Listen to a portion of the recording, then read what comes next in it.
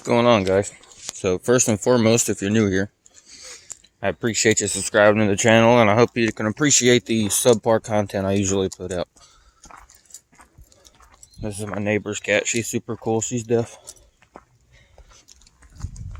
Going on, kitty. I don't remember your name.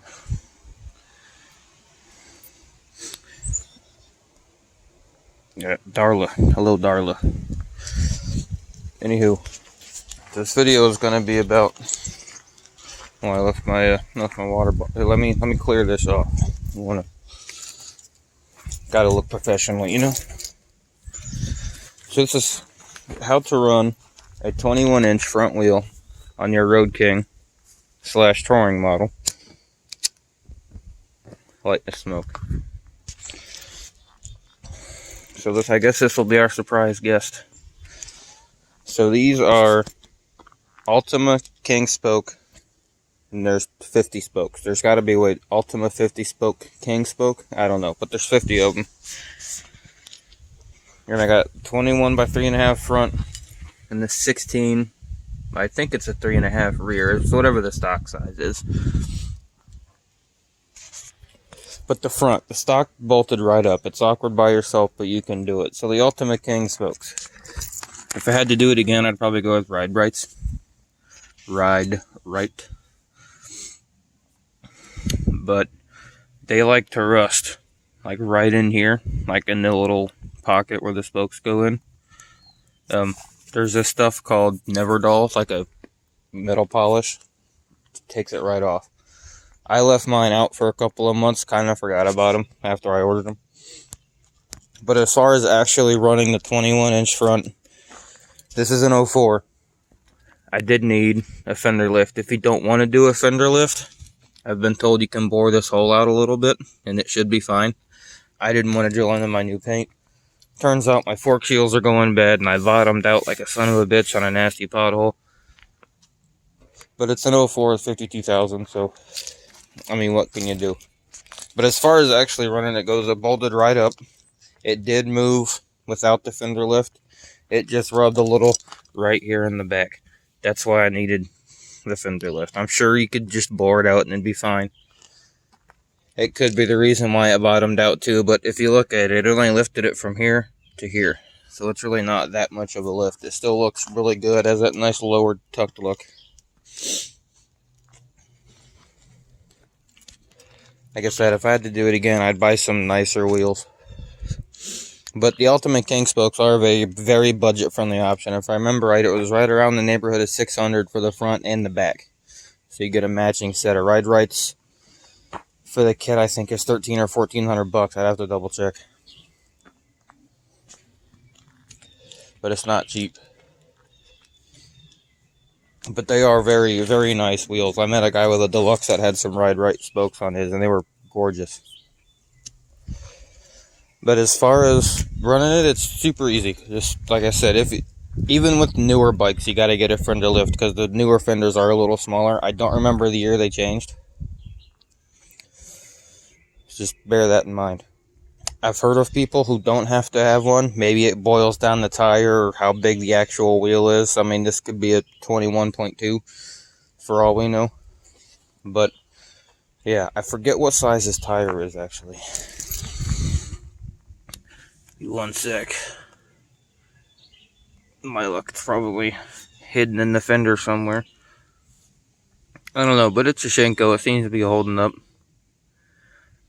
I got a couple 100 miles on it at this point, and look, guys, the ride quality is no different from what I can tell. Obviously, my fork seals, maybe it needs oiled or something.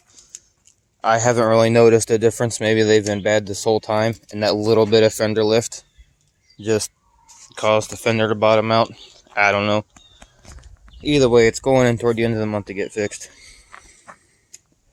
Our guest star is leaving the show. But it looks great. The highway manners are okay. I had it on the highway last weekend, doing about 75, 80. And it does tend to sort of float a little. I've been told spokes can do that. I don't know. It was pretty damn windy that day too. So, I mean, being a 900-pound essentially a block of wind with my 200-pound fat ass on it. Well, 215 if I'm being honest. So yeah, sort of a little mini review, and I've been asked a couple times how do I run a 21 on a Road King or whatever. One guy said he had an Ultra he wanted to run a 21 on, which, you know, they all have essentially the same basic setup. One has a fairing on it, one doesn't, but it's the same basic frame, you know, for the touring bikes. So yeah, then I can shamelessly plug my YouTube channel when this goes in to get fixed, because Harley's redoing my seals and oil and all that good stuff. And I take the front fender off when I get it home to make sure it's actually fixed, which I don't see why it wouldn't be. Whatever. Wheels coming off, fenders coming off, and then I've heard of a few different ways to polish these, because that's honestly ugly looking. So those are gonna come off, gonna come back off, gonna get repolished, or re-grease the axles, which I should have done last time, but it had a shitload on it when I pulled it out, so I wasn't worried about it. And they're going to hook me up with some front brake pads. I mean, I could do the pads myself, but honestly, I'm just tired of looking at it and tearing it apart, so somebody else is going to do it for me. Fuck it. And then at some point, I got to put the heat shields on. As far as the back goes, super awkward by yourself. Not bad, though. Not bad at all. I did it with a motorcycle jack.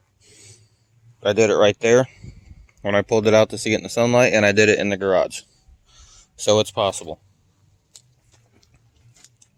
A buddy will help with that, though. And yes, this bothers the fuck out of me right here. But I can take that off. Even with the wheel in it, I should be able to reach up in there and take it off so he can touch that up. I just don't know, because it doesn't move. Okay, apparently it does move. I will have to get in there and tighten that. But hey, first time putting a project bike together, so odds and ends to figure out.